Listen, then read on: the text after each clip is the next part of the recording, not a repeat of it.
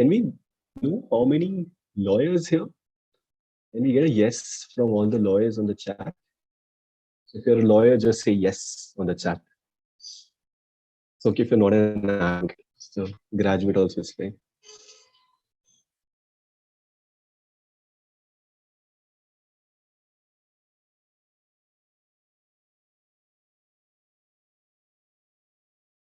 Nausha, Rashika.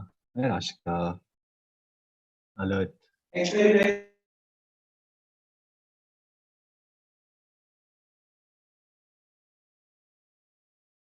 quite a few lawyers. I think we should not intimidate non-lawyers by this question as of now. Not at all, not at all. Paul, are we also simultaneously promoting attendees to panelists?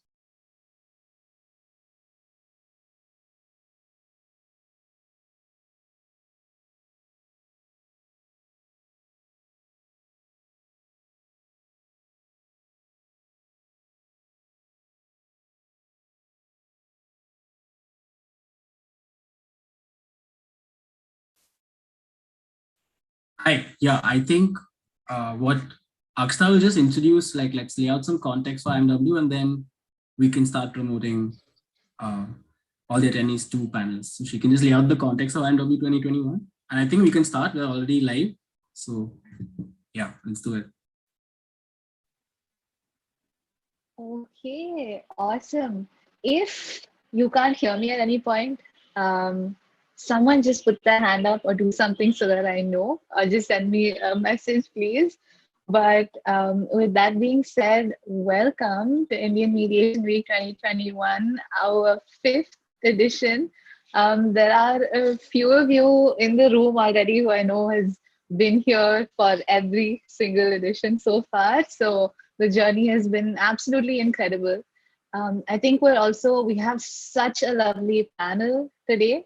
We have Kudrat, we have Darshana, we have Ajitesh. And, in case some of you have no idea about Indian Mediation Week and you just came here out of curiosity, or you know about the panelists and you've come here, just sort of like a quick introduction to Indian Mediation Week would be, it's an access to justice campaign. This is the 5th year. We have Pranjal here, there's Vikram here, and I'm Akshta, so we're co-founders of Sama. But our journey started when we were younger, So law school, the idea is your idea starts from a very, very, very young age. And I think that's why we're all here today.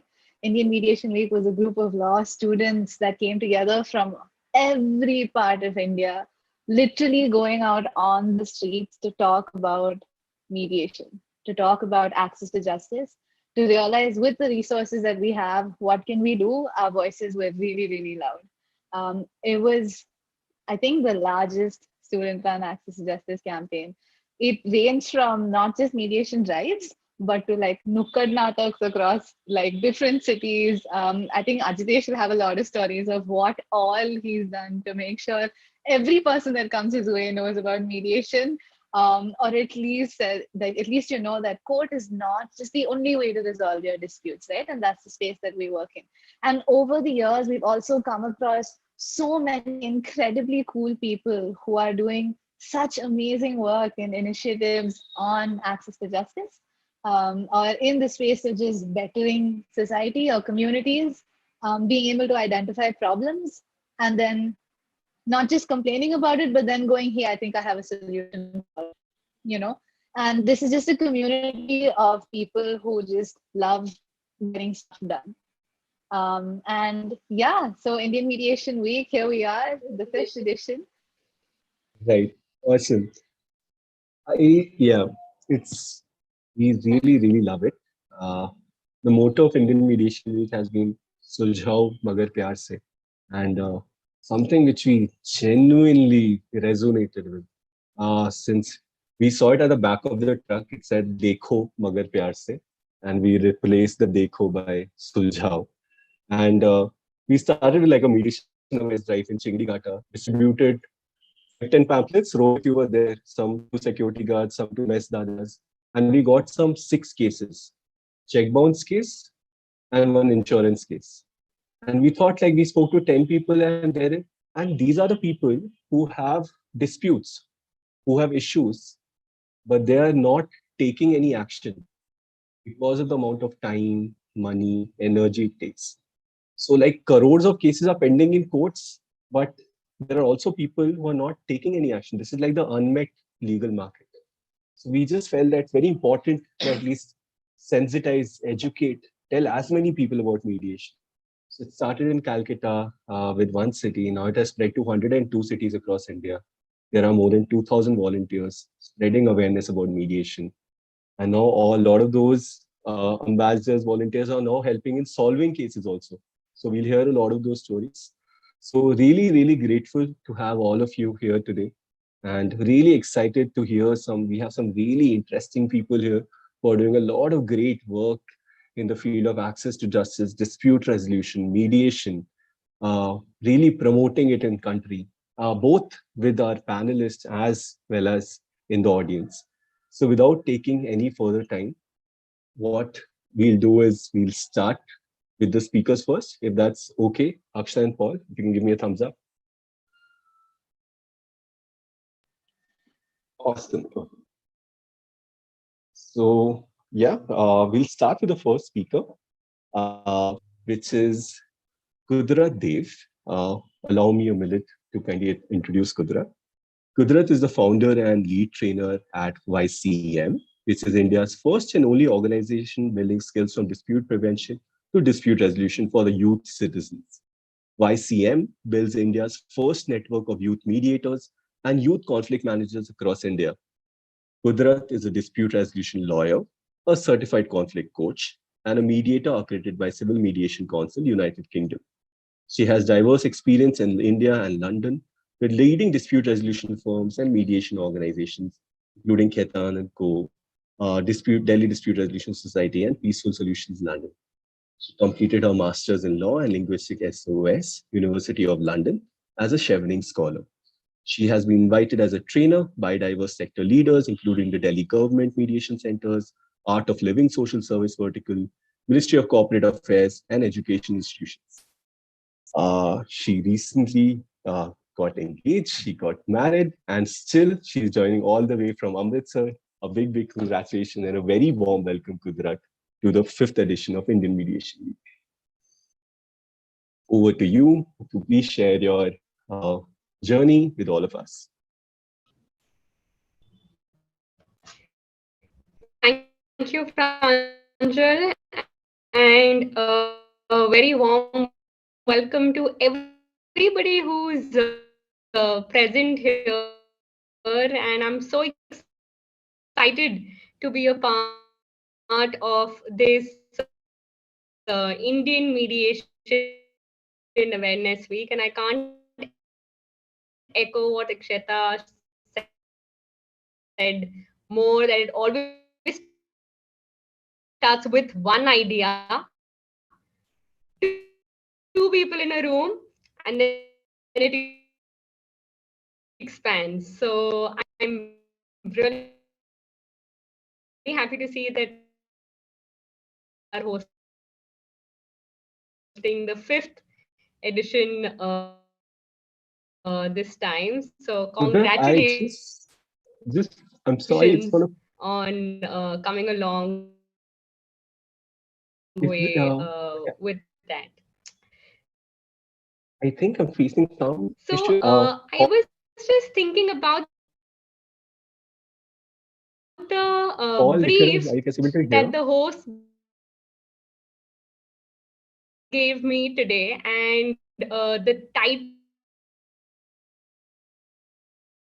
was... Kudrat, I think there's a small issue with the audio at your end. It's just lagging a little. Empower citizens to access justice. And the first thought that came to my mind was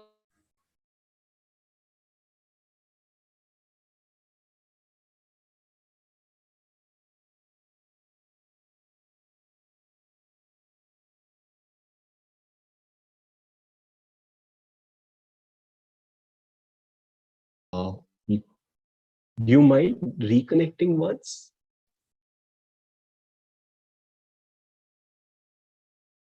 Yeah, I think she'll just connect back. Yeah. Meanwhile, अब तक कुछ कहानी.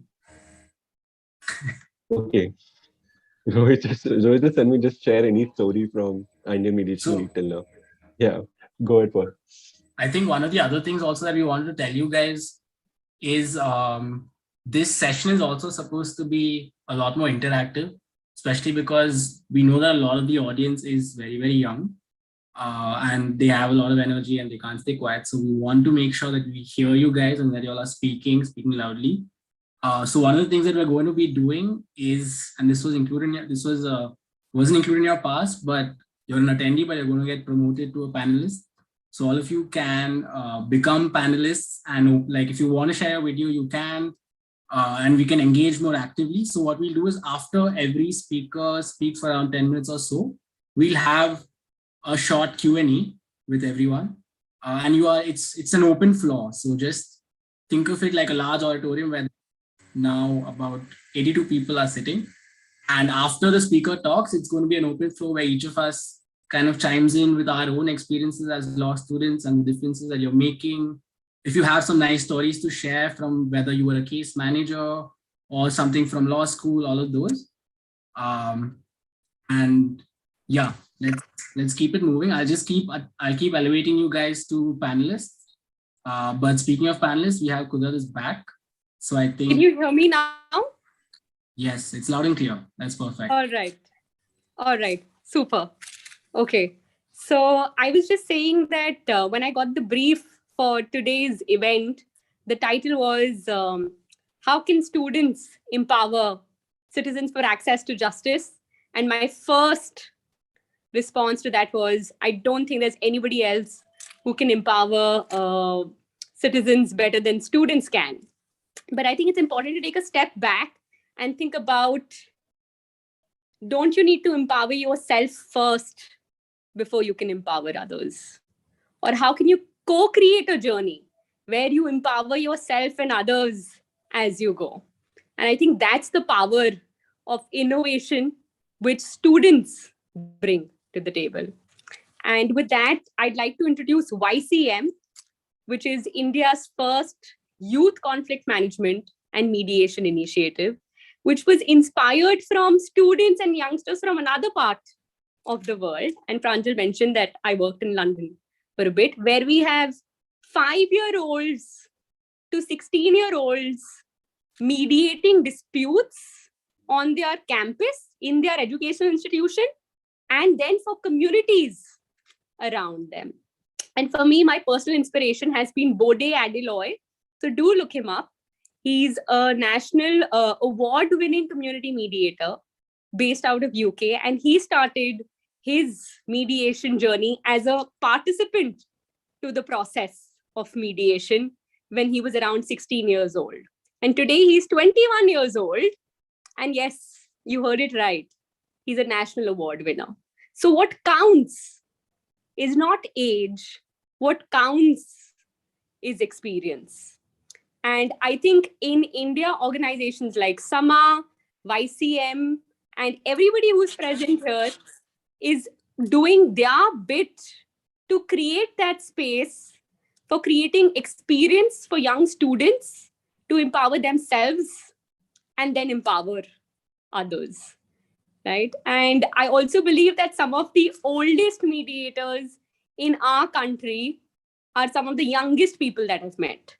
Because what makes you young is not the color of your hair, not a wrinkle-free skin, but the passion and innovation that thrives in your heart to make the society that you live in a better place. So now coming back to the second part of the question, access to justice. Before we start thinking about access to justice, should we think about what is justice, right? And I just Googled what does justice mean before joining this webinar.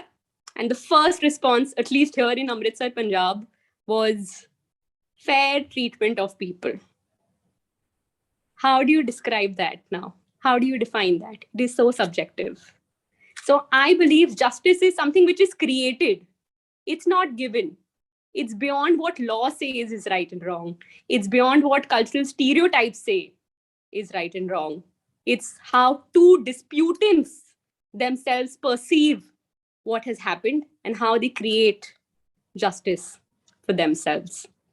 So creative justice is important to be able to access justice. To empower yourself is important to be able to access justice again. And I'm happy to share that recently in August, we've launched India's first youth-run conflict management and mediation center at Jindal Global University. And we're soon expanding down south in Bangalore, where we have students and community members from Sonipat who got trained together as conflict managers and mediators, and now are providing services within the campus, and hopefully, with the pandemic slowly easing down, also expanding out into the communities. So young people don't only have the power of innovation, they have the power of numbers. They have the power of accessibility. More than 50% of population of our country, it's the young people, right? And you interact with the remaining 50% of the population. So access boosters are young people. I think access to justice starts at home. It starts with everyday justice. When you're at home, and if you see Dadi is saying something to my brother and Dadi is saying something to me, and why am I expected to do this? Why is he not expected to do this? And you get that feeling of, this is not fair, right? It's that opportunity to see how you can create justice in your home, justice, I don't know, in the society where you live, the residential area, justice around you when you're on a bus and you see, hey, why are these people bullying this person? So it starts with where you are. And Asama, I am a fan of Ajitesh to see his journey. And I'm also happy to see that there are journeys at Ycm where we had students who joined as interns, from social media managers to operations, logistics coordinators. And today they are founder of Addas, Ycm Addas, where we create mediation awareness, mediation as a life skill, not just for lawyers. So was that, I'm forgetting the panelist's name, was it Jishnu or Rohit? I guess it was Rohit who said, don't intimidate by asking who are the lawyers here, right? But I think it's an important question to know, are we making justice accessible to all and not just lawyers, right? And dispute resolution is a life skill. It could sound crazy, but we say, man versus technology, man versus environment. This little moment where I got cut out, conflict within me. Oh my God, Kudrat, I've committed to Pranjal, I'm going to be there. Why is this network not working? I've got to make it work, right? Small, tiny things. I think we always want to be treated fairly. We want to treat others fairly. And how you do anything is how you do everything. So 40-hour mediation training or 5 years in law school will not make you a good dispute resolution professional. It is something that you have to practice as you breathe. That's creating justice. Yeah. Pranjal, do you have more time? It's really nice to see everybody smiling. I'm just going with the flow. I had something else prepared, but I said, okay, let's just go with what comes from the heart now that I've joined from my phone.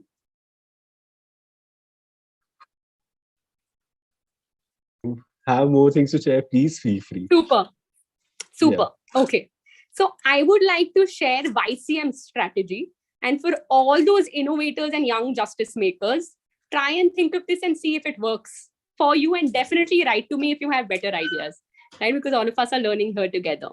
So our strategy to create and access justice is threefold. First is to focus on skill building as a life skill and not just a professional skill. Second, to train ourselves before we try to help others, right? So I say always self to society. It's a journey of self to society. How are you empowering yourself? How are you helping the society? How are you helping the society? And in the process, empowering yourself, right? So that's the train. And third, collectivize.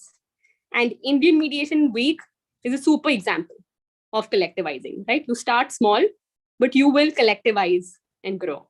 And that's how Ycm is building India's first network of youth mediators and youth conflict managers. But we just don't stop there. We collectivize by building institutions where young people are given an opportunity to practice their skills, but also contribute to the society, right? So we set up these mediation and conflict management centers in educational institutions, try to bring everybody in that locality together from, the grassroots level organizations, community members, students, faculty. And when I say everybody, we are now also thinking of how can we involve senior citizens, right? That's a lot of power and experience there. And a lot of, how can I say, call it passion that resides within them. And if I take the example of my own grandparents, they'll be like, you are teaching me how to use this technology. I want to be able to do it on my own, right? That rebelliousness. So you see old people getting young again. So collectivizing power holistically, end to end, across demographics, across age, across cultures is so important. And I think to localize justice is also very important. And youth who are open to diversity, inclusivity, where educational institutions, and especially where you have a campus and people living in a hostel together, it's a melting pot of cultures. And there's so much to learn there. There's so much to bring together in terms of talent. So focus, train, collectivize is the mantra that students must think of using to empower themselves and citizens for access to justice. Awesome. Focus, train, and collectivize. Thank you. Thank you so much, Kudrat. I could genuinely see your love and passion for mediation. It's very, very evident, very, very clear. So thank you so much for sharing that. But I'll pause myself. Any questions right now? Do we have anyone from the panelists, attendees? Maybe you can raise your hand, and all accordingly, we can unmute them and they can ask the question. Any questions? Hi, Kudrat. This is Rashika. Hi, Rashika. Awesome. I Please. feel like I know your name from somewhere.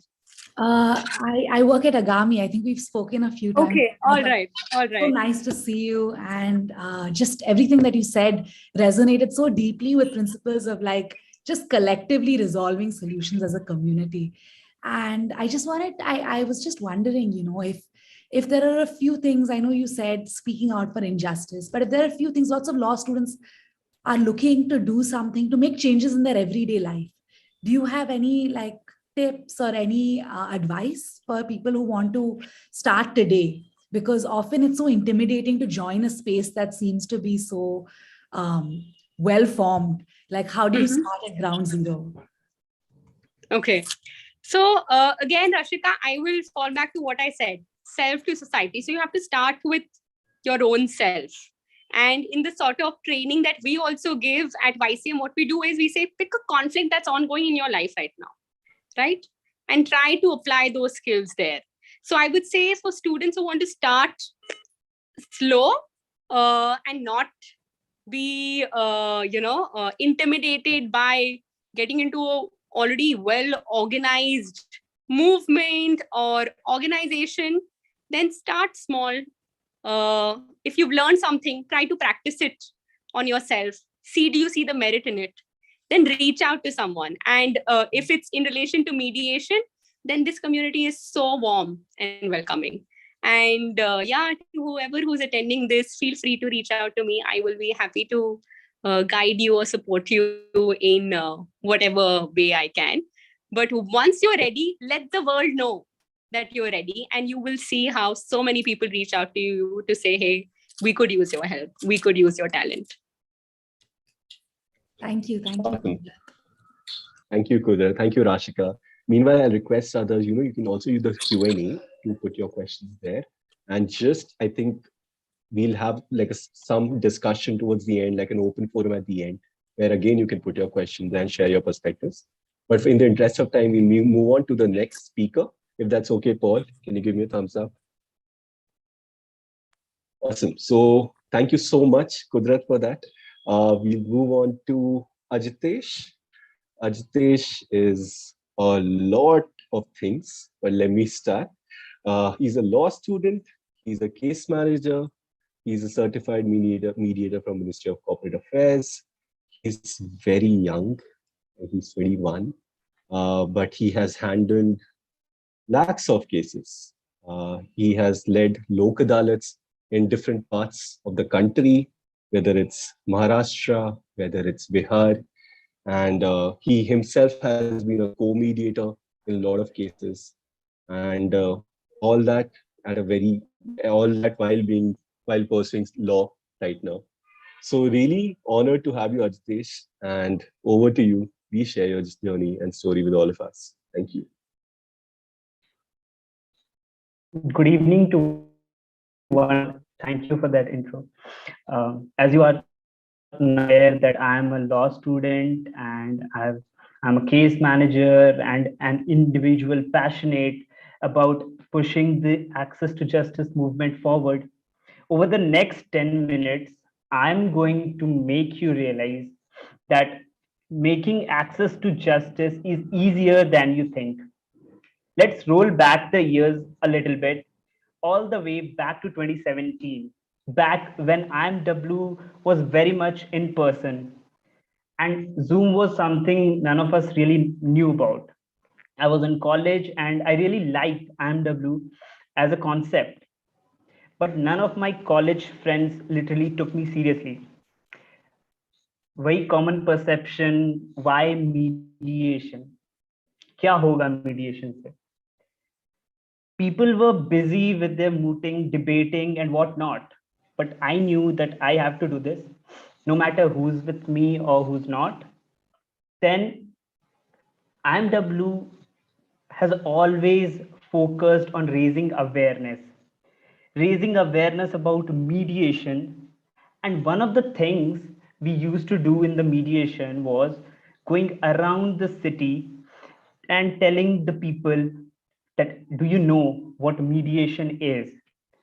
Like, चाचा, do you दो minute होगा क्या आपके पास? Or like, दादा, 2 minute हो गए আপনার কাছে, কিছু কথা ছিল. So all these people, when they knew what mediation is, they literally, like, they felt something very much empowering, that they can resolve their dispute without even going to courts. On one of these drives, I met a vegetable vendor. She was very old, a little tired, and hardly looked like someone who wanted to make conversations with me. Anyway, I persisted.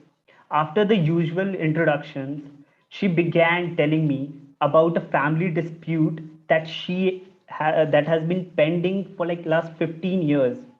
I was shocked. 15 years for a vegetable vendor. Why? Because a vegetable vendor who would hardly earn 200 to 300 bucks in a day, she would hardly survive her living in that 200 bucks or 300. She has to visit courts, which means she won't be earning on that very day. And plus there would be extra expenditures, visiting courts, fee for the advocate and whatnot.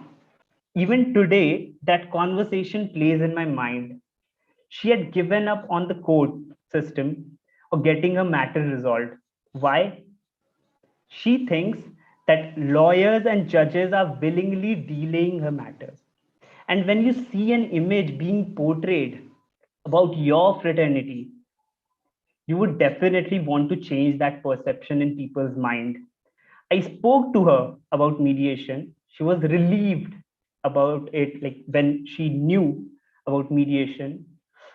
She was so much interested to know more about mediation and where to find and all the details about mediation. And like just ashare ke saath, she was listening to me.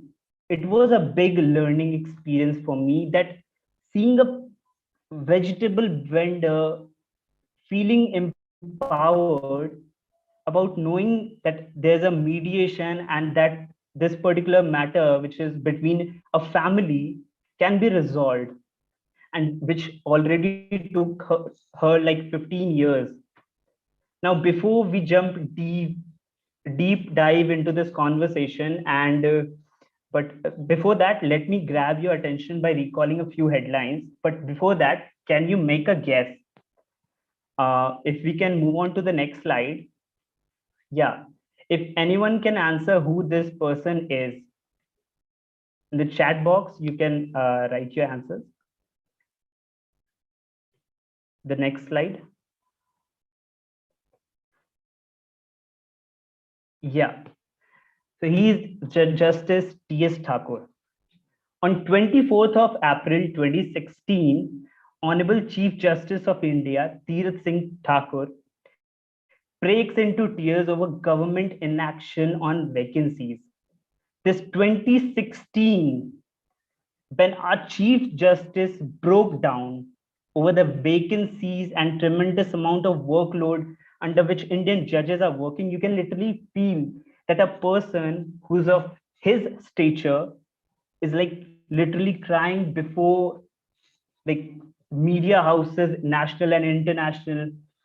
You can feel that load, you can feel that emotion which he was going through. Imagine, he felt helpless. The vegetable vendor, the vegetable vendor is like at the bottom of this chain. And this T.S. Thakur, he was the Chief Justice of India at that point in time. He broke down. Both of the person at different levels, both broke down, because ultimately, because of this huge amount of caseload which the India has, it's 4.5 crore. You can literally imagine. He used words like impossible burden, which clearly represented that how desperately judiciary needs help and in what condition the judges were working. But why access to justice is important in this? Let me grab your attention to few of the headlines. So on 2nd March 2021, Allahabad High Court found a person innocent after he spent 20 years in jail. On 7th December 2021, Calcutta High Court ordered 5 lakh compensation for a Nepali man who remained in prison since trial for over 40 years. You can imagine 40 years without trial. These are some examples of some cases where the accused was not guilty but spent 20 years, even 40 years in jail. 40 years. So as a question will now arise, so what a second year or a fourth year law student can do. As a law student, you always enter law school with such idealistic eyes that I will fight for injustice, I will fight against injustice and help citizens, etc. But do you realize that reality is very far? We cannot change the entire system in a day. It will happen step by step. And the first step, according to me, is by making people aware about resolving disputes through mediation. When you work as a case manager or when you join other organizations, like Ycm, Sama, or any other organizations which works in the dispute resolution, you will become a part of this system and you will try and help the parties in resolving disputes. After the pandemic, there has been such a huge increase in ODR. Of course, business houses and banks, you'll be surprised to know that even state governments, 5 states that tried online Lok Adalat with Sama. Maharashtra did it twice. Case managers' work is linked heavily to make justice accessible by helping people resolve their cases online. You're showing them that there is an option, online bhi सुलझा सकते हैं, but a case manager is someone who actually sensitize in Lok Adalat. In Lok Adalat, case manager actually tell the people that you can resolve your dispute just through a phone call or through video call. You don't need to visit even Lok Adalat. In the offline Lok Adalat, if you all are aware, they have to sit for the entire day and wait for their turn so that they can actually like settle their dispute, even for settling disputes in Lok Adalat. Now, when we talk about Lok Adalat, I personally worked as a case manager. Then I worked as court manager.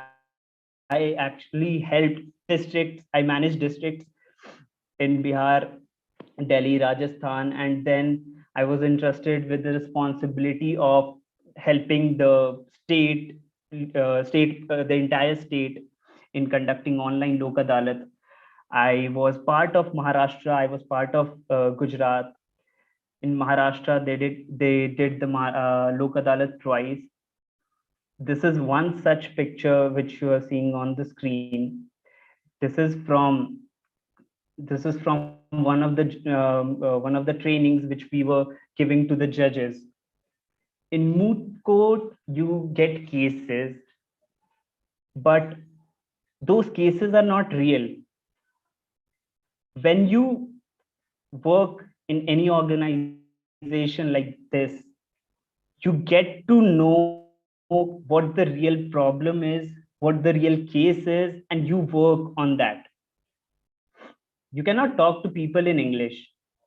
You have to talk to them in Hindi, in Marathi, Bengali, or whatever language they are comfortable in, not in what languages you are comfortable of, maybe in English. No.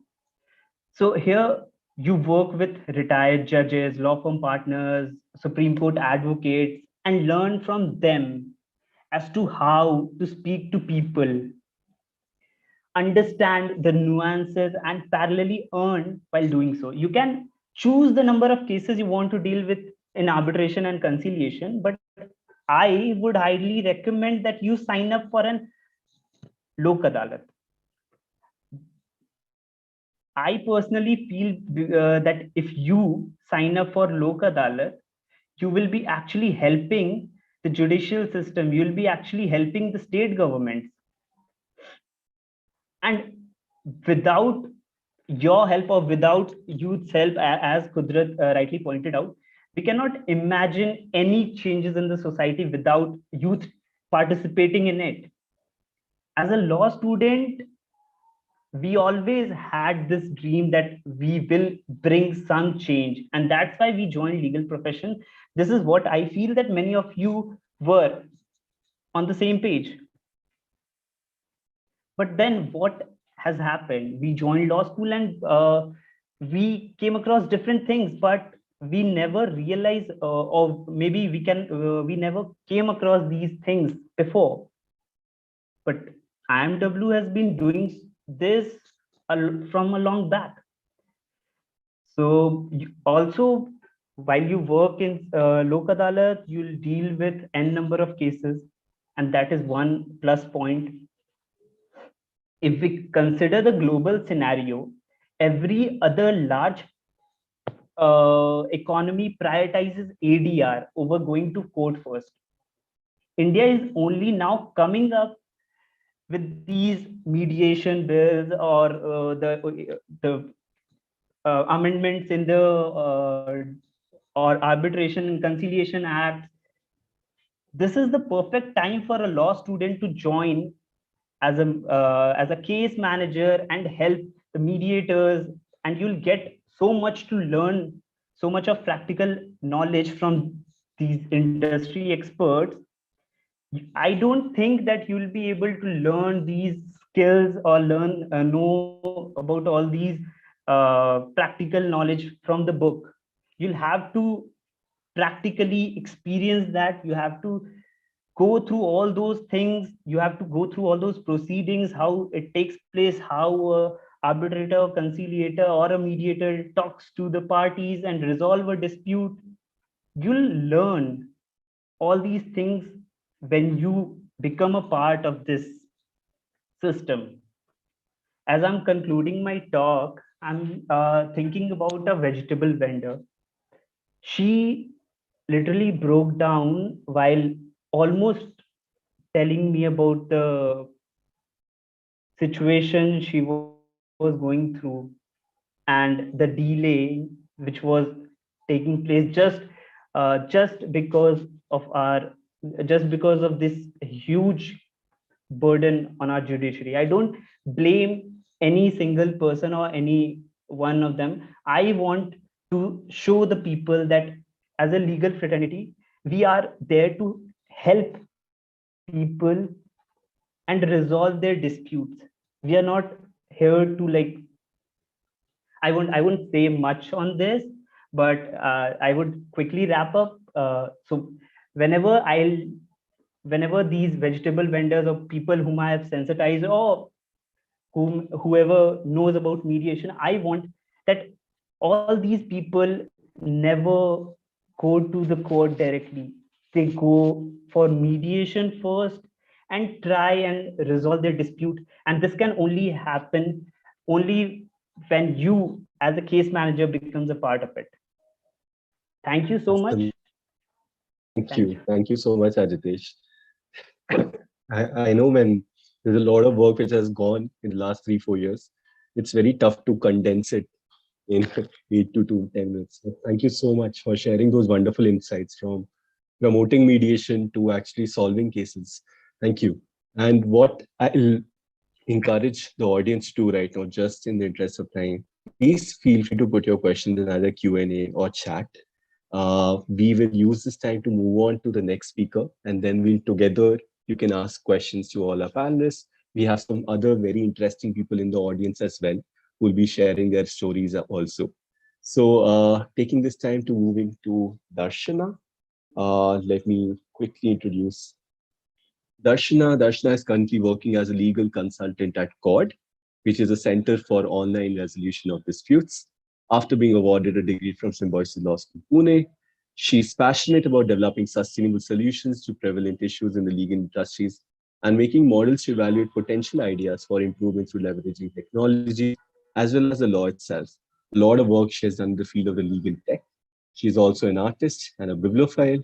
With this, over to you, Darshana. Thank you so much for joining us today. Yeah.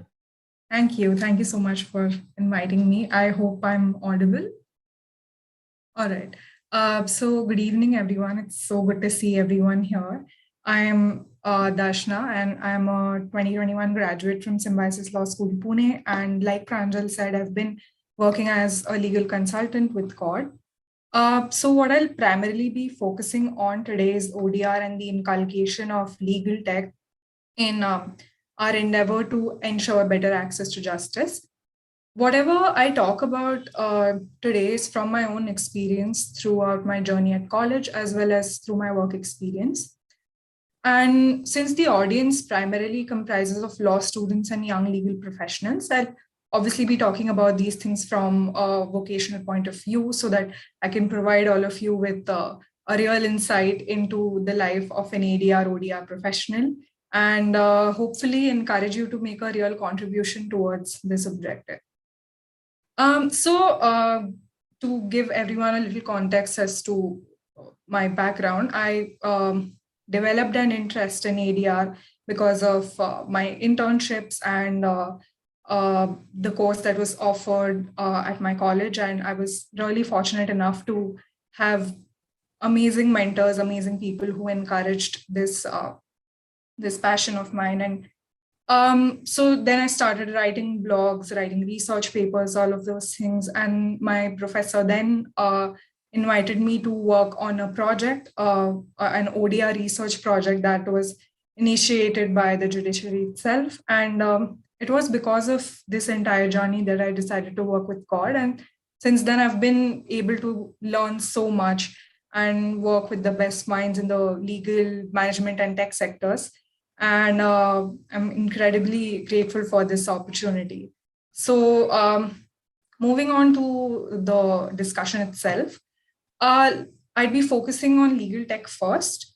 Basically, it refers to a solution or a set of technological solutions for lawyers, law firms, and the legal end of businesses and organizations built to simplify, optimize, and automate their operations.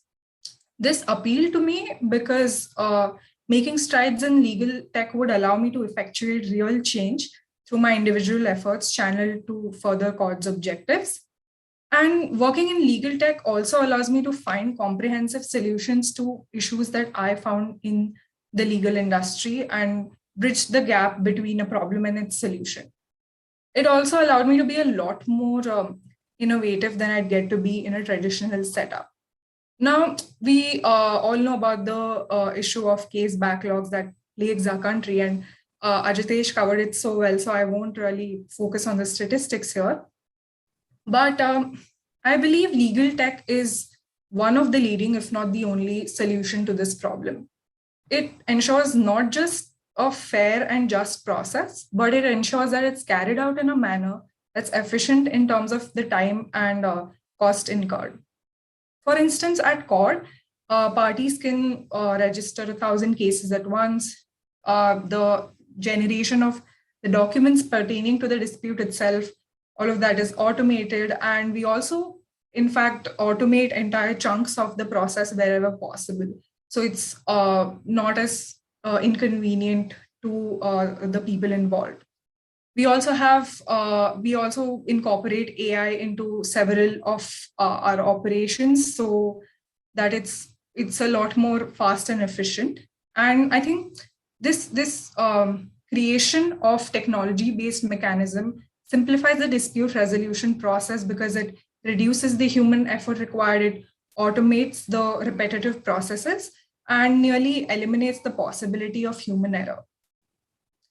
It also increases transparency throughout the process. So there's a greater trust established amongst the stakeholders. And I think all of these elements in turn then lead to a greater access to justice. And I'll talk about that in a minute. But first, let me focus on what access to justice really entails. It doesn't just mean improving access to courts or other forums, but it also means simplifying the process to make it easier for the parties to navigate through it and understand it. I think ODR institutions through legal tech make that happen by helping everyone involved in the process every step of the way and taking care of the legal and administrative end of things without prejudice to their neutrality. They also provide parties with a robust support system to make the process easier to understand. And since these institutions leverage technology, they're cost effective and therefore accessible to everyone, irrespective of their financial standing. Plus, they can be accessed from any device. In fact, most parts of the process don't even require an advanced device. You can just use, say, a simple regular cell phone, and that would suffice. Furthermore, due to the flexibility that the process offers, parties can make adjustments as per their own convenience. That is, of course, after having a mutual discussion.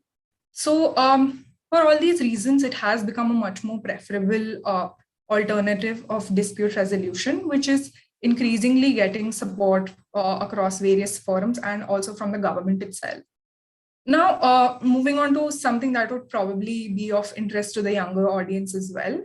Why a career in ODR could be right for you.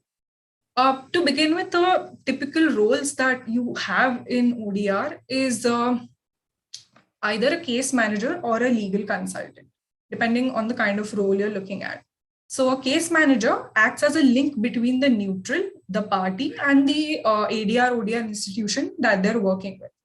Now, the nature of this role is a lot more administrative, but you get to work with some of the best lawyers and judges in the world. You network and acquire a lot of knowledge, which I think is something that's very unique to this role at such an early stage in your life. And you get to personally observe some of the most complex and high value disputes in the world, and which is not an opportunity that you get in traditional setups and roles such as being say an associate at a law firm or an in-house counsel. And you see these disputes throughout their life cycle many times over. So I think that's a really great opportunity for young people to have. Now, what a legal consultant, on the other hand, does is handles the legal end of things more, obviously. And if you're a legal consultant, your role will be heavy on drafting, research, analysis, and the reviewing side. You'll also be required to prepare documents like you do in a traditional setup, but you'll also get to work on simple disputes as well as complex disputes of various kinds, including shareholder disputes, construction and infrastructure disputes, family disputes, etc. Will be responsible for ensuring that the hearings happen in a manner that's compliant with the law and address any legal questions or concerns that crop up during the process. However, in my experience, this role doesn't just limit itself to these duties. It allows you to be creative in that it involves content creation and research. So if that's something you enjoy, I think this role will appeal to you. And you also contribute to bridging the digital divide by proposing solutions to optimize the process and make the overall experience better for the stakeholders while keeping in mind the position of the law. So if you're involved in you get to be involved in the business and innovation side of things as well.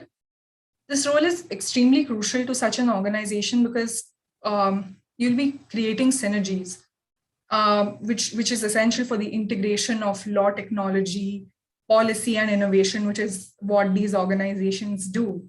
So I encourage you to pursue this path because you will have a host of interesting opportunities at ADR/ODR institutions because they always welcome diversity. And like Kudrat said, it's a very warm community of people, and they're always happy to guide you and help you throughout the process. Now, a lot of you probably have this question of like, where do I start? Okay, all of this sounds really appealing, but where do I start? So start with, if you're a law student or a young legal professional that doesn't really have any experience with ADR/ODR, you can start with studying the law applicable. Of course, you have the Arbitration and Conciliation Act, which broadly lays down the manner in which the process is to be carried out. And hopefully we'll soon have a law pertaining to mediation as well. There's the draft mediation bill that's being talked about a lot, and hopefully we'll have the law real soon. But also you have to study contract law and the basic principles of evidence that apply to the disputes. And of course, whatever the substantive law pertaining to the dispute is. The next thing you need to do is acquire some practical experience by working at an ADR/ODR centric organization. You can start off right from law school and intern with these places. Once you know how everything works, you'll get a clearer picture of things. Another important step that you can take is upskilling. To do so, you can join training programs or short-term courses focused on these skills. So you can approach people like Kudrat and work with Ycm and organizations of similar nature. Also, while you're interning or working within institutions, you can always acquire hands-on experiences and hone the skills that you currently possess.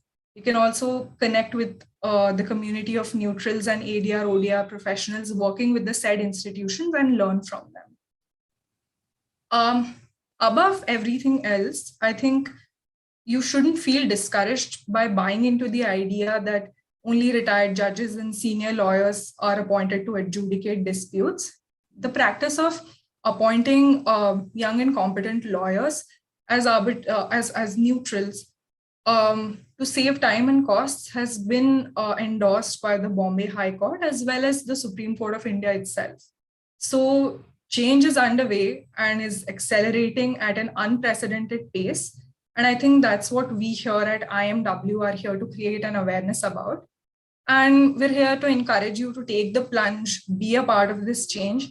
And in fact, you can write to us, write to me and write to CORD at registrar@resolveoncord.com. I'll put that in the chat as well. So yeah, we'll be happy to help you along the way. So thank you for having me here. And I'm glad to have had the opportunity of connecting with so many brilliant minds and having a platform to reach out to so many more. So yeah, thank you so much. Thank you so much, Darshana. That was, I think it was said was so step by step. And taking from what Darshana said, right? There are so many opportunities out there. And there are so many places that you can start. And in the chat, we've been seeing a lot of law students coming saying, where can I start? What do I do if we don't experience? Or what else can I do from corporate or litigation, right? What we actually have is a set of resources for the audience here. Are you looking for internship opportunities? So here are a few, right? As Darshana rightly pointed out, CORD is actually, they do have a program for interns. And there is an email ID that we put on chat where you can just write to them. And a little birdie has told me that they're actually looking for interns very, very quickly. So if any of you really just want to get going and get started, that is a place that you can immediately write to them and get started on what the world of ODR looks like, online dispute resolution looks like, right? The second is, I don't know if a lot of you have heard about this, as this wonderful organization called Civis, you know? So every time a law comes out, right, that law is for all of us, like the general body. But our voices are so important on how that law governs us. And that's what Civis does. They come together to make sure that the general public's voice is heard and all the comments are taken in every time a legislation comes out. So they actually have a program again for young law students to help them in terms of probably helping them with summarizing some of the legislations, helping reach out to different communities and getting their comments on the same. So they have a program as well. Again, they're actually looking to even induct people this January. So if you want to look at policy work or just general public outreach and how that can impact legislations that are coming out, Civis is a great place that you can look at. So I think Paul is dropping all your contact information as well. Another online dispute resolutions player, Trisol 360. They do some amazing work as well. And they've been super kind as well to give you an email ID where you can just write to them, reach out, and they'll let you know on what opportunities they have open for you as well. And of course, Sama's doors are always open. If you're a young law student who's just starting off, you want to be a case manager, taking from where Ajitesh spoke, right? Being able to work again in the space of online dispute resolution, e-mediation, e-conciliation, e-arbitration. Go ahead, sign up as a case manager. That link will be on the chat. If you're a lawyer that wants to provide your mediation services, arbitration conciliation services, Sama's doors are open. We had Kudrat working on some fantastic initiatives. I just absolutely love the approach and the heart, Kudrat, when you're explaining. And yeah, there's so many opportunities there as well. If I'm not wrong, Kudrat has dropped those details on chat as well. So just if there's one takeaway, right, before I hand it to Rohit, if there's one takeaway from here is that if you really look at every book, it was small actions and small steps.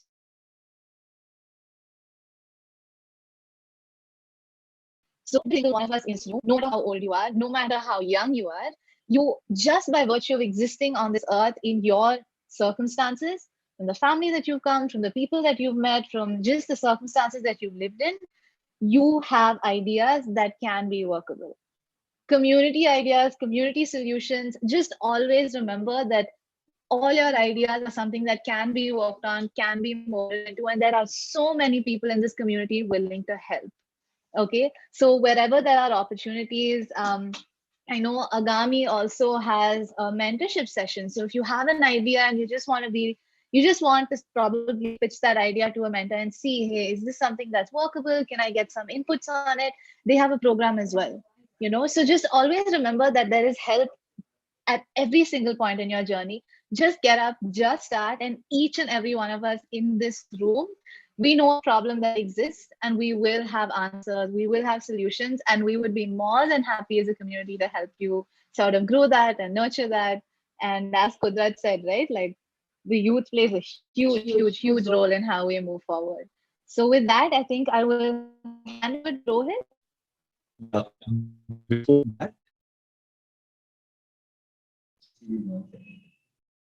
awesome. So thank you so much, Akshita, for sharing all those opportunities. The only thing is, the number of opportunities we have, it cannot be fit again in 1 hour. So we would be extending the session by maybe 20-25 minutes. We have some really interesting perspectives in the audience itself. So I'll be handing it over to Rohit to take that forward. Thank you. Thank you, Pranjal. Can you guys hear me? Okay, great. So before we start, I just wanted to tell you that Indian Mediation Week has been a personal project. Like personally, I have been attached with the idea of access to justice since my first year. And in the first edition of Indian Mediation Week, we did it at NUJS in a very small setup where there were some around 30 chairs which we put. Next session, next Indian Mediation Week happened in Delhi, where there were around 300 people who were sitting. Next edition went to Bombay, which was Bombay Stock Exchange, where around 600 people were sitting. So I was joking to Pranjal that probably next is going to be Mars, where Indian Mediation Week will be conducted in Mars with the kind of progress we have were witnessing. And the major credit happened to the idea of justice, which our volunteers, our case managers drive this Indian Mediation Week to the fifth edition. And with that, I want to introduce that the reason Indian Mediation Week started in the first place is because there was a justice angle to it. It was not just for not making people aware about mediation, but also to make sure that these people who don't have a voice reached out to the rooms of justice. And one of the non-lawyers panelists in this group is Barka Tripathi. She is a graduate of Kironi Mill College, and she was working with a tier 1 consultancy firm before she switched to social sector. And now she does her own non-profit organization, which strongly believes in the power of justice in the area of sexual education. The project's name is Zero Period. And the Zero Period is a non-profit organization with a vision to ensure that every child in India receives accurate and age-appropriate sexual education throughout their schooling years. It aims to achieve this goal via a three-way model of active advocacy, destigmatization initiative, and leveraging young adults for grassroots implementation. So when I was talking to Barka, she was like, okay, it's a ODR, ADR platform. What will I do? Non-lawyer and all that. So I just told her that all of us have one common theme. The reason why we are sitting here is because that we think that justice can be achieved through various means, and mentoring teachers and sensitizing students is one way about it. So Barkha, over to you, if you can put insights on what all have been your experiences, students and community driven change, especially in youth sector. Thank you. Yeah, sure. Hi, everybody. Can you all hear me all right? All right, great. Thank you so much, Rohit. And yes, I do feel slightly intimidated, not going to lie. This is a group of lawyers, and I am a non-lawyer, but yeah, definitely working in the space of justice in my own capacity. And like Rohit rightly pointed out, I work for the Zero Period, which is for almost 2 years now, which is a non-profit working to deliver sexuality education. However, I have been given to highlight the entire journey of Zero Period sexuality education, etc., in 5 to 6 minutes sharply by Rohit. So I'm just gonna just first of all, before I tell you about my work, etc., I just want to first hear from you all. Do you believe that children should be given sexuality education? Yes or no? Can I have it on chat? Maybe a thumbs up or a thumbs down emoji if that's available for you. Do you think that should be given? Do you think that should be provided? Okay. Great. I see. Yes is flooding in. Lovely. Now, I'm just going to segue now into asking you, what is sexuality education? Kya samajhte hain aap isse? What is it? We've seen shows, we've all seen movies, we all know it's a debate. What is the debate about? Would anybody like to unmute themselves and answer? It could be anybody, panelists, people who are here, Guys. lawyers. Okay, yeah, Rohit, go on. Guys, this is like lawyers not speaking on something is something which not a social scientist should see. So if anyone wants to answer that. That's right. It's a delight to see like a silent audience of lawyers, for sure. Yeah. Anybody so, want? Yeah, go on, Ajitesh. Yes. So, what I understand from this is that making the people or making us aware that there are different genders which exist in the society, and we have to respect each and everyone, and we have to treat everyone equally. This is what I understand. This is what my basic understanding is. But going far deep into that, if I talk about it, then maybe if because we lack in this education, we lack in sex education. So if what I can gauge from you is that making people understand that there are hormonal changes which takes place from time to time, and people need to understand and people need to like handle it with more care, and this is for all genders, not specifically for anyone. And yeah, that's all. All right, great. Anybody else? I just want to hear from you all. Anybody else wants to take a shot? I'll come back to you, Ajitesh, what you pointed out, although most of what you said is correct. But anybody would like to add to that? Yeah, I just want to, Yeah, go ahead. Go on, Vikram, yeah. Okay. Okay. So whatever I understood, like to, encourage the children to how to they make certain choices.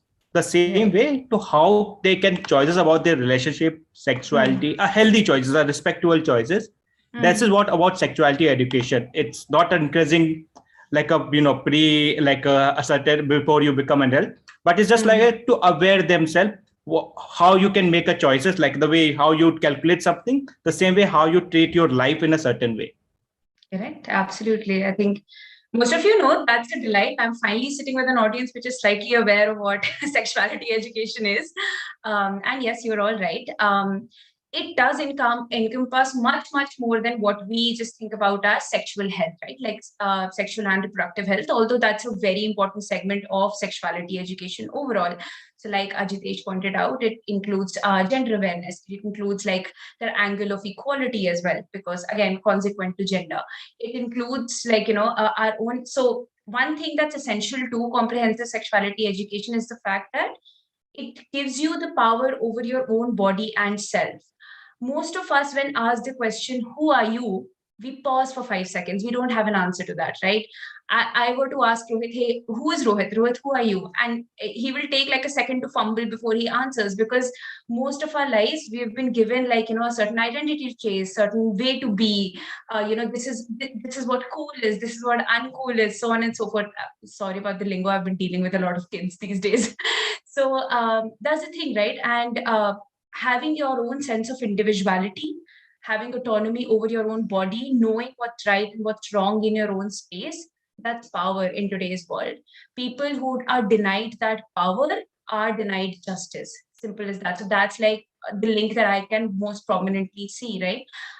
With the zero period, with what we do at my nonprofit is essentially, like Rohit has already pointed out, active advocacy is a huge part of it. Thing is that why I also asked this question initially was because many of us don't even know what sexuality education is. आज भी इस चीज पर debate होती है in many forums that sex ed बच्चों को नहीं मिलना चाहिए. क्यों नहीं मिलना चाहिए? Because everybody just assumes that means talking to children about safe sex practices or how, like, what sexual activities are, etc. Again, that's an important segment. However, they forget one crucial thing in that, which is that it is supposed to be given in an age-appropriate manner. A 4th standard student will be taught about respect, consent, private parts, which is just as important for that age group. But maybe that child won't be taught about safe sex practices, which is more appropriate for, say, a late adolescent child. The fact that comprehensive sexuality education is like in this country looked at as this demon is because of this misunderstanding, this grave misunderstanding around it, that, you know, it just needs to be given in a workshop model, just that, like, you know, just one age group needs to be given this. They need to be told about the birds and the bees conversation, and that's about it. However, it includes a multifold thing, like a range of things, and specifically when it comes to identities and where the idea of equality and empowerment comes into picture is because as early as 3-year-old, a transgender child will know that they are not aligning with the social norms and the social stereotypes of a boy and girl, right? A child as young as 3 years old can feel that grave, like, you know, misfit in this society, and not even knowing what to do about that misfit, not even knowing who to communicate it to. So these are facts, these are scientifically proven facts that children as young as that can start to gauge what gender stereotypes are. Society में कौन marginalized है, कौन नहीं है, किसको हम नहीं पूछते हैं, किसको हम पूछते हैं, किसको respect देनी है, किसको नहीं देनी है. These are things that are not taught but are learned through our own society. So how do you channel it? Through education.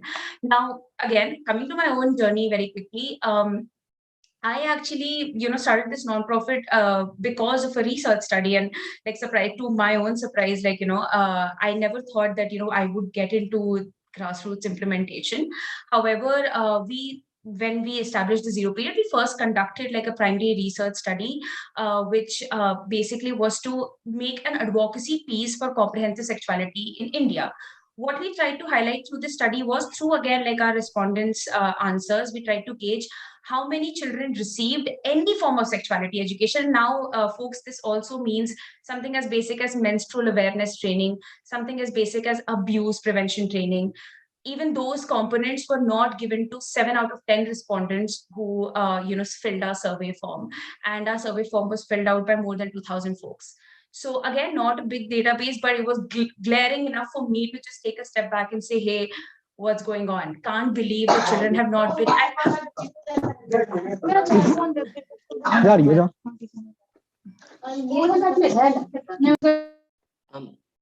Yeah, I think somebody just fallacies of online, I guess. So, all right, like I was saying, 2 out of 3 women in India do not know what menstruation is before they start to menstruate, right? These are, again, like I said, facts, statistics, government proven statistics, right? And yet, year by year, again and again, the government is put forth with this proposal of implementing sexuality education, and it goes completely denied.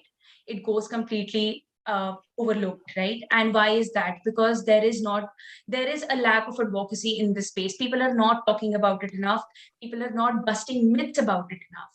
And that is the concern, that is the problem. So today, I hope, like, after 5 minutes, whoever were to leave this talk, at least they are clear about what comprehensive sexuality education means.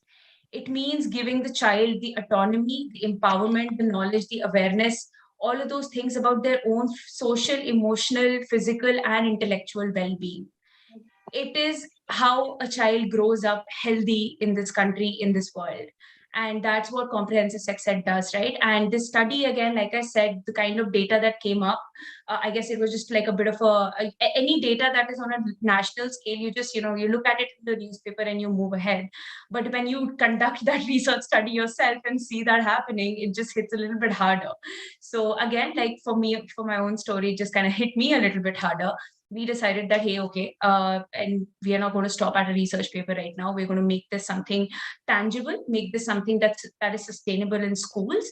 And that's where our intervention strategy comes in, where we don't go to schools to host workshops on our own. We are not the ones who are engaging with children. And that's where the key thing comes in, folks. Like, I wanted to pay attention that the core problem with sexuality education is that it's not sustainable in schools. A school can tomorrow say, hey, we engaged with an NGO that came and taught sexuality education and went away. Unhone 10 workshop liya, khatam kiya, chale gaye.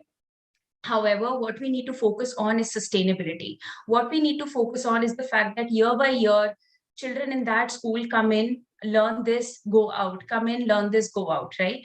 And for that, there has to be an ecosystem level change.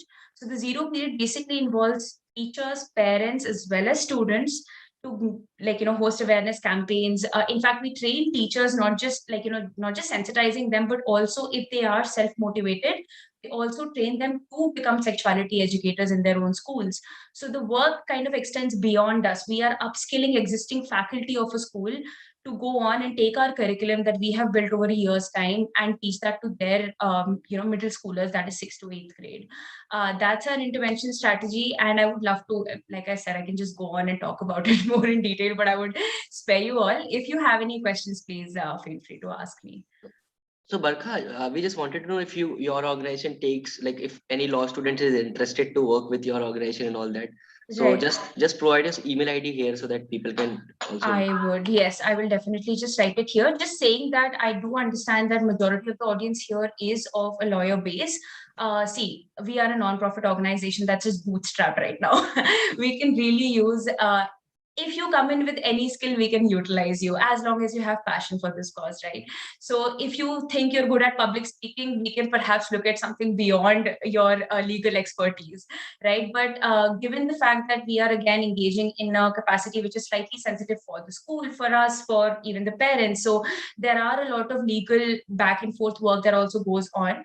And we are actually pressingly looking for a legal consultant for our work as well. So if you want to apply for that, great, please come on board. If not for that, if something else, that's also, you're most welcome to, honestly.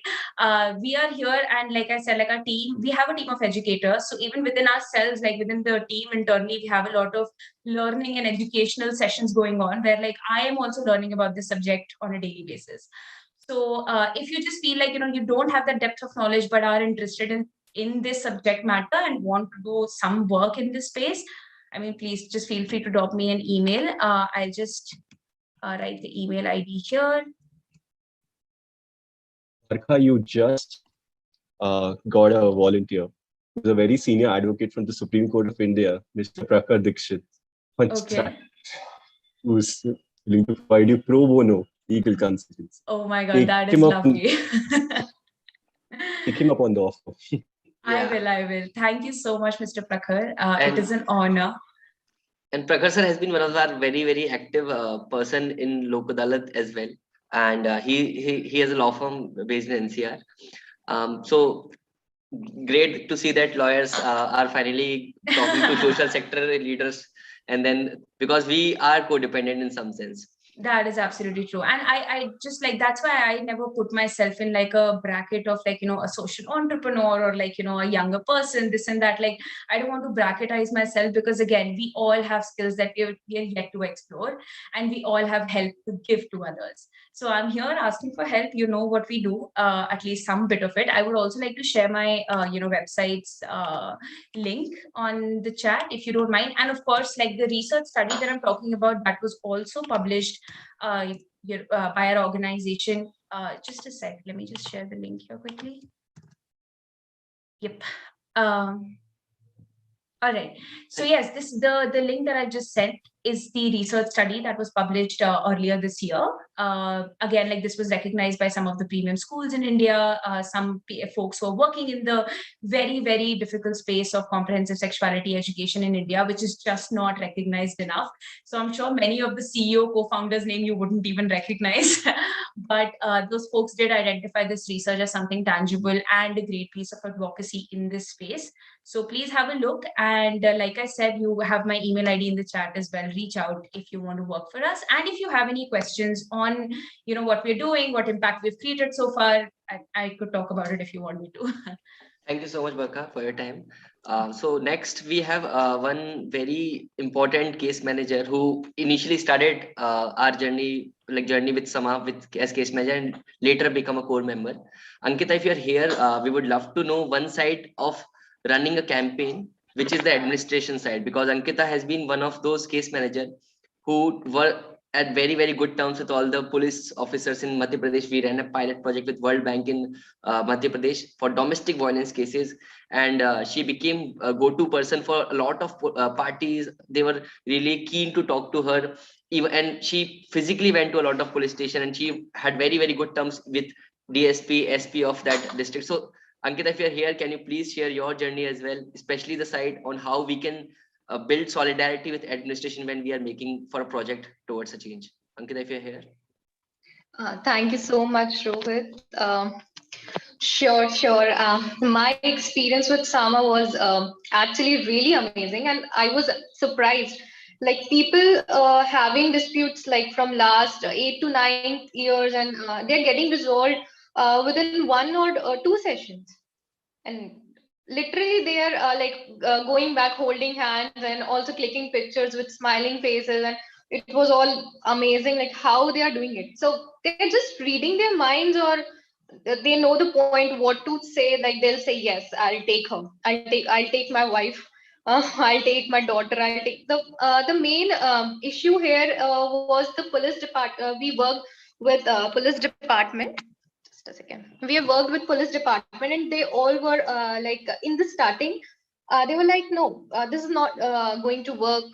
We handle such cases with stiffness, and they need to be followed very strictly. Mediation won't be that much effective in such cases. But we started it. We gave training sessions. Pranjal sir, Akshita ma'am, Rohit, Vikram sir, Paul sir, they all were there. They all helped me. They helped everyone, every case manager. Like they made us believe that we are the strongest part, and this strongest pillar, the strongest part made this journey possible. Like the case, like around 900 cases were resolved. 900 families were happy after this 2 months pilot project here in MP.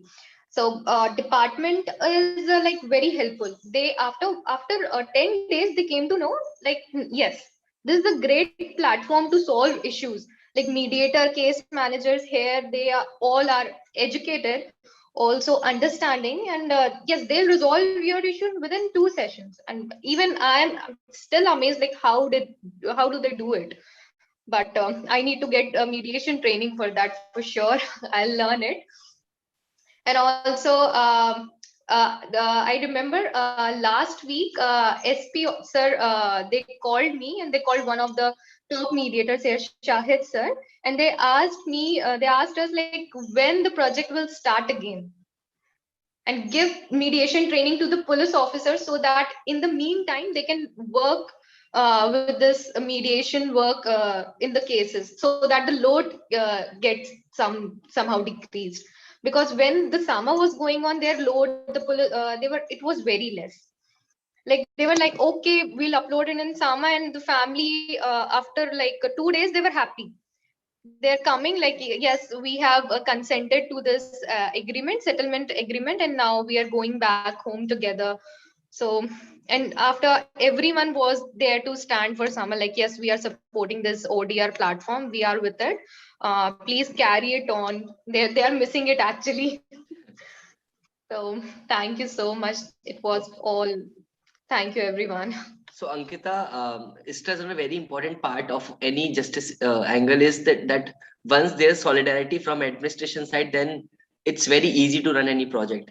And Yes. Ankita, by the way, it's Ankita's birthday also, so many happiness of the day, Ankita. Thank And you. she took out time in between the session with relatives and came here to share the experience. Thank you. So next person we have is one of my college junior. His name is Sharik. And so I was just talking to Sharik a couple of days back, and I asked him, he runs a own initiative known as Nego Labs. He have just conceptualized this year. And the idea behind Nego Labs is that there are a lot of initial startups, initial business who don't have like legal expertise or don't have access to resources to hire law firm to start a business. That's where Nego Labs comes in to provide them support. So Sharik, if you are here, can you please tell us, and what motivated you to start something of this sort, especially when you are in third year? And how do you see yourself to make a change in the area of motivating, like improving the ease of doing business also for a lot of startups? Thank you, Rohit. Yeah. I hope I'm audible. Oh, okay. So the initial motivation that came to me regarding Nego Labs was that I was in Bhilai. I am from Bhilai, Chhattisgarh, and I study here in Kolkata. But from past 2 years, I was the whole education was online, and I had a lot of free time at my hand. So what I thought was, let's try opening a D2C brand. like another brand. But then we got to figure out, like I initially thought that I will be able to handle the legal side, or I'll have a more I'll have a greater perspective regarding the legal side. But to my surprise, when I started figuring out like what's the legal compliance like it also I was really like the budget we had in mind, it was exceeding way beyond our budget. And I think that was the initial point where we thought like we should do something in this field and improve the ease of doing business, basically, because there are so many legal compliances. And if you go on if you actually go on starting a business, you would actually need a CS professional, a CA professional, and a lawyer all together if you go on expanding and scaling your business. That's how the idea came along. I was involved with Indian Mediation Week, and Akshita and Pranjal and Rohit Bhaiya and Vikram Bhaiya always played a, I always looked up to them because I saw the Sama growing in front of me, like not from the initial stage, but after a point of time, I saw them growing, and that was like a motivation. And then I thought, why not? Let's do it. So I'll share a presentation with me that I have prepared. And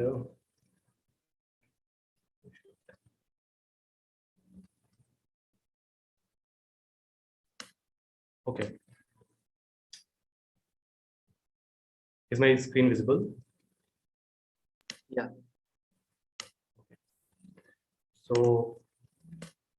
So our Nego Labs is an analytics and community-based platform for solving legal and compliance issues of business. That is how we increase its accessibility to businesses. It is primarily targeted towards businesses from second and third tier cities, which wherein founders don't have like lawyers at their hand, or they have or they don't have that much budget to like pay chunks in legal fees. We identified this problem that we need to help small and medium businesses, that I said. And there's a limited budget with which these businesses operate. And even if they don't get proper legal guidance and proper proper accountants and all for compliances that's necessary in some compliances. So that was our problem statement.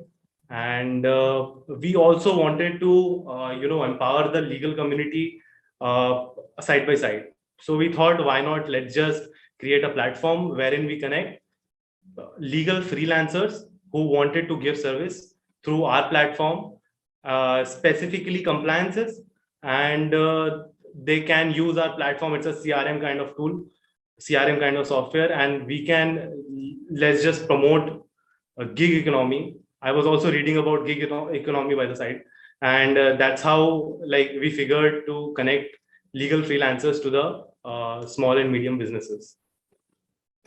And so this is our end-to-end platform for businesses managing their compliance and legal issues. And our platform is up at negolabs.com. We did some market research, and I am very optimistic about the legal tech industry in the future. And these are some of the stats that I gathered from the internet. And it is expected to grow in the coming future. Even the Indian legal industry will be growing in the coming future. And that's how our solution, you can check out our solution at www.negolabs.com. You can just sign up. And with regard, we need interns help. And if anybody want to intern, so there are content writing like internships available, and social media management internships available. If anybody has any suggestions, they can like feel free to message me here, or our contact is contact@negolabs.com. That is it. Thank you so much, Sharik. And it's good to see that you are also looking at the other side, which is reaching out to tier 2 and tier 3 cities.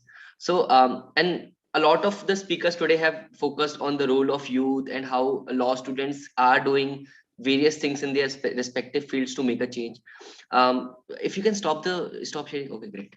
So one important person who is in this call, and you guys have already seen his comments. His name is Prakhar Dikshit sir.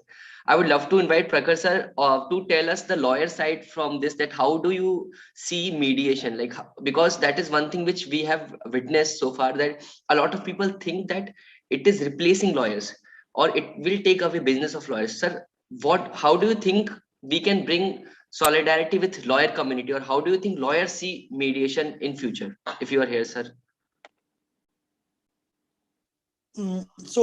Thanks for asking this question.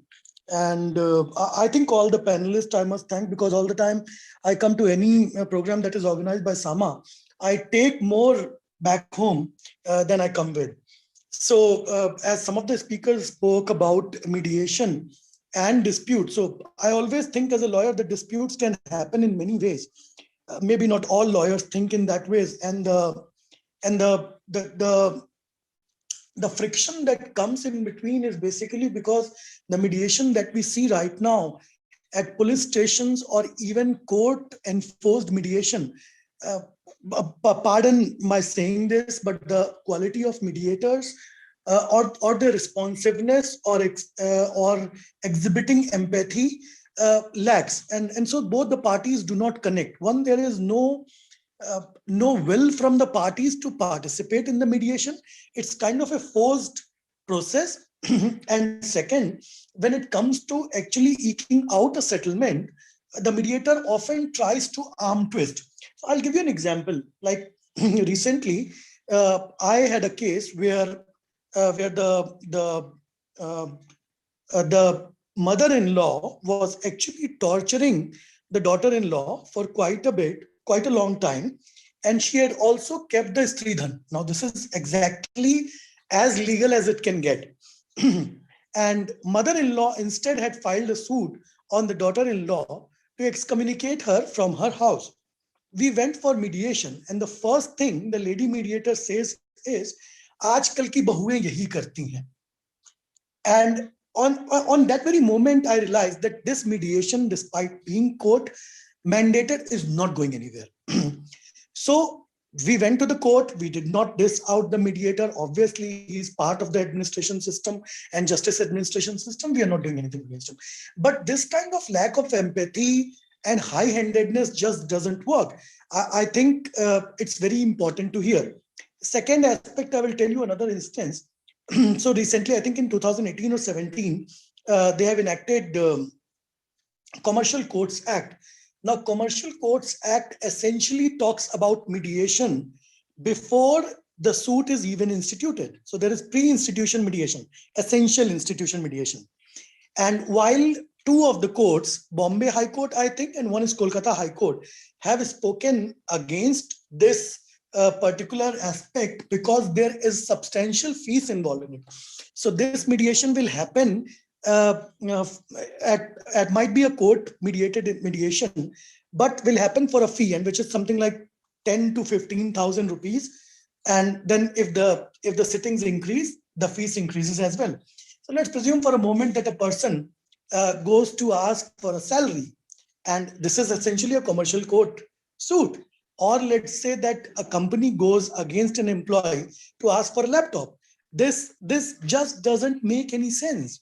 Once you get similarly, so as much I'm very happy that the government is coming with the mediation. This particular aspect, I'm not really sure if making too many rules around it is very good or will be very bad. We will possibly see in 5 years' time. Now, coming back to your question of why lawyers feel threatened by it. So from my own personal experience, I think only 5% lawyers are there who would try to earnestly delay a suit. Their earning is dependent upon how efficient they are.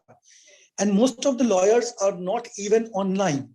Their presence is physical, and their goodness or worthiness is extended by word of mouth from one person to another, from one client to another.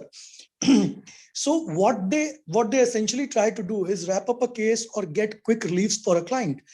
But the system is such that if there is a dilly-dallying opposition or a judge who is possibly facing some health issues, you cannot really do anything. I'll again give you an example. Specifically in Delhi, most of the 138 NI cases, courts, are manned by young women judges. It so happens that once you prepare and you get a posting, you think of marrying and starting a life after that. That is how our whole Indian system is meant. Without being sexist or feminist, most of the ladies end up taking long leaves post joining. What happens is that once a case goes to a court and the court is vacant for let's say 3 months or 6 months, the lawyer suffers, the litigant suffers, but the court doesn't have an officer, a PO. This is practical aspect that I'm telling you. Now, why are lawyers against this is mostly because the mechanism of mediation that we have right now is forced. It's not mutual. So once it gets to the kind of mechanism that we have talked about here in this Indian Mediation Week, that Sama has been doing fantabulously for past 5 years, or that COD representative was talking about, I think that is the way forward. Yeah. Thank you so much, sir. A lot of people have asked this question multiple times कि हम लोग initial stages में हैं law schools के हम लोग क्या कर सकते हैं. And one thing which I'll tell you from my personal experience is that when I was in my first year of college, I was struggling to understand sociology or even contracts classes because they were in English. And I can tell you that one thing which is going to take you higher is motivation, and when you know how to follow your passion. And it's not necessarily you are good at mooting, as Ajitesh pointed out, or you are good at debating. It's more important that what you love, what you like, and what do you aspire to become is more important. And that is something which I have learned personally in my trajectory of law school, and which has helped me greatly, because I was not comparing myself to anyone else. So it has been a good journey even for me as initial law student who was struggling to do something to here speaking in front of you fluently in English. So that is something which you guys also can take away, that we can change. So it's important to be motivated about what you like. So by saying this, I'll just pass it over to Pranjal. And it is lovely that 5 years before we were conducting day 1 of Indian Mediation Week, and now we are here. So yeah, thank you, Pranjal and Akshita and Vikram. Awesome. Thank you, Rohit. It gets emotional every single time, I think. Before I actually share a few things, I see Prajwal raising his hand. Prajwal, you have something to share? We have to unmute. Sir, actually, I had a question for the panel here. If I can go ahead with that. First of all, good evening, everyone, and apologies for not being able to turn my video on due to certain glitches. And my question is that if we talk about India, a majority of population lives in the rural areas and other areas.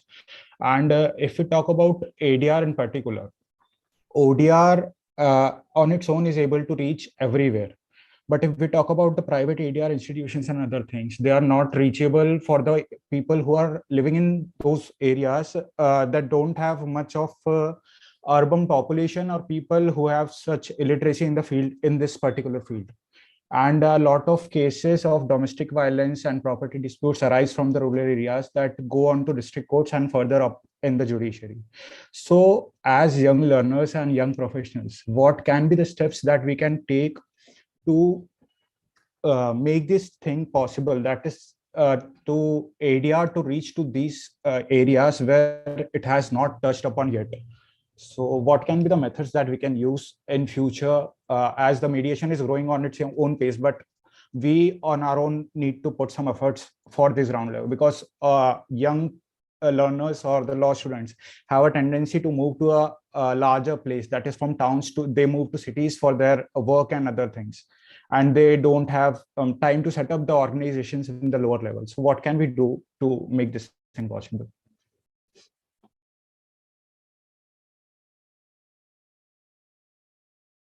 Question, Prajwal. Other panelists, feel free to unmute and maybe add on to this, but I can let me just quickly share a few things, right? For example, we saw during online Lok Adalats, Prajwal, for example, uh, tier 3 towns, like extremely low connectivity, very poor digital infrastructure, such as Kota, Karoli, Munger, Chomo. These kind of places, the case managers were helping those litigants participate in the online Lok Adalat through their phone number. They had a dabba phone, not even a smartphone, and they were able to settle cases. So and that case manager was that very powerful bridge. Otherwise, it won't have happened. So the full credit goes to that law student case manager who said that I work for that district. So that is one way where you can, put ADR in such regions. The other is also, for example, if you go to the NALSA website, NALSA needs paralegal volunteers in different districts to promote their schemes, to promote dispute resolution. You can sign up and become a paralegal volunteer for NALSA as well, and contribute to their initiatives. So these are two immediate actionables which we can think of, and in how you can take dispute resolution to such areas. Okay, if there's no one who would like to add to this, I know we have overshot the time limit. I have a question, yeah. Which a lot of people have asked previously also. Please. If I am a young lawyer and if I want to become a mediator on SAMA, or if I want to get any opportunity to work in Lok Adalat, like what should I do? Right, absolutely. So this was a very common question we saw in the Q&A box as well. Especially when we talk about the case manager thing, there's a case manager link which we'll probably reshare. If maybe Paul or Rakshita, you can reshare it. Fill the case manager link. There is no legal qualification required. We have second year law students as case managers. We have fourth year, even lawyers as case managers. You start as a case manager, do 100 cases. Okay. It's not going to be a very easy journey. You start with 100 cases. 100 cases can take you 1 month if you're very quick and very free. It can take you 6 months also. Finish those 100 cases, then you will become more and more visible to mediators, to SAMA, to everyone. That, maybe this is a good case manager. He should be considered for state projects, for more difficult cases. So then you can become a part of the state project. In state project, there is a certain stipend which you can get. You can also become a case manager for online arbitrations. There's a retainer model which is followed with case managers there. You can do these three. When the more you become first-hand experience with dispute resolution, the more comfortable you will become. Then the next step will be become a co-mediator. So then you partner with a senior mediator, maybe like Prakharji or Rishi, who are already established mediators. You get to co-mediate with them, where you will do the work, they'll be just supervising. And then when you actually start getting settlements, or you are able to get more consents, then you can move up the ladder, and gradually you can become a full-time solo mediator. So you will start, like the first 100 cases are not going to be paid. Then gradually make some money as a case manager, then more money as a co-mediator, and then it goes up. So this whole journey can take 3 to 4 years, even more if needed. But yeah, this is a very practical way, and we are not big on 40-hour trainings. Like we personally don't, just doing a 40-hour training will not make you a mediator. It has to be, you have to undergo these number of cases, this amount of experience to call yourself an actual practicing mediator. So I hope that addresses the concern. So yeah, before we hand over to Paul for the next level sessions, just really inspiring to hear all the panelists today. I think one thing which we took away was there is no blueprint. कोई magic formula nahi hai to do something. The only thing is just take the first step. Just take the first step and the next thing will show up. And don't hesitate to ask for help. If you don't ask, the answer will always be no. For a lot of lawyers, law students, the question is, मुझे कोई legal tech solution लाना है, but engineer कैसे मिलेगा? How will I find tech support? So, but there are a lot of competitions happening around you. There are a lot of startup weekends happening around you. Participate in those. Tomorrow, tomorrow we have a session which is dedicated to engineers. There are a lot of engineers from across the country will be coming. Come for that session. Meet engineers there. But you have to ask for help to get help. So don't hesitate to ask. Our major motto for today's session was that the corporate binary does not exist. हम जो law school आते हैं या तो corporate law या litigation. That's not the only two choices anymore. There are 100 and 1,000 more things which you can do, and all commercially viable, all meaningful work. So with that, a big thank you to all of you, and I'll hand it over to Paul. Yeah, I don't have a lot to say, but just that I'll just remind you guys that tomorrow we have a session at 6 p.m. the same time as today, and you can use the same link to join as well. The only thing, I'll just quickly give you some background of the speakers that are coming tomorrow. So Pranjal said it's around the engineers that will be coming for the talk. What I'm going to tell you is there are 3 speakers. 2 of them are from IIT Kharagpur, one of them is from BITS Pilani, and all 3 of them are a little hatke. So they haven't taken your typical route of, just sitting for placement and going to the job that pays well or any of those things, but they've actually tried very different routes. So Akshat is from Legistify. He has founded a legal tech startup, and you'll be hearing from him tomorrow. Then we have Deepak, who is an entrepreneur. So he started his own startup called ClassCast, scaled it for up to 2.5 lakh users, and now works as one of the senior product leads at Arzu. So Arzu, if you heard about it, is like Udaan. They do their B2B marketplace. So he's working there, and he has a lot of insights on how to freelance correctly. So this is useful not only for engineers, but also for lawyers.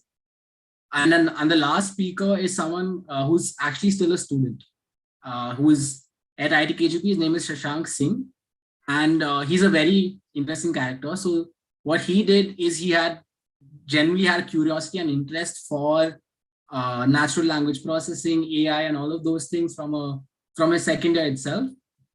And since then, he's actually collaborated with the World Bank on understanding some very interesting legal problems. So for one of the examples I can tell you about is, are there like biases that judges have? How can you maybe reduce the bias the judges can have through some kind of technological intervention? Or even like a lot of these kind of legal challenges that we discussed today, or even the fact that there's 4.5 crore cases that are pending in courts, like Ajitesh had pointed out. One aspect of solving for them is definitely through ADR and ODR. The other is the technological aspect of it. One of the biggest things that technology does is it solves problems at scale. So for a country of 1.6 billion people, you need technology. So we need engineers. And that's one of the ideas that I'll just leave all of you young lawyers with, is it would be great for more lawyers to partner with more engineers, more Pranjal and more Vikram Kumar kind of partnerships to come together and realize different kinds of ideas that can be born. So that is just a thought that I leave you with, because you're a lawyer and you heard stories of so many students just like you, like Darshana and Ajitesh, Kudrat, all of them are relatable, right? Like they've told you about their stories of how they got into this field. And so if you are also feeling a little inspired, you should also think of it as you could be one of them. You could genuinely be another young justice maker, change maker who is really innovating. So make sure you attend all 4 days of IMW. You can use the same link for all 4 days as well. And we'll see you at 6 p.m. tomorrow. So I think with that, we can definitely close. And before everyone leaves, thank you so much for being here, even though we exceeded by 1 hour. And hopefully we'll see you tomorrow. Thank you.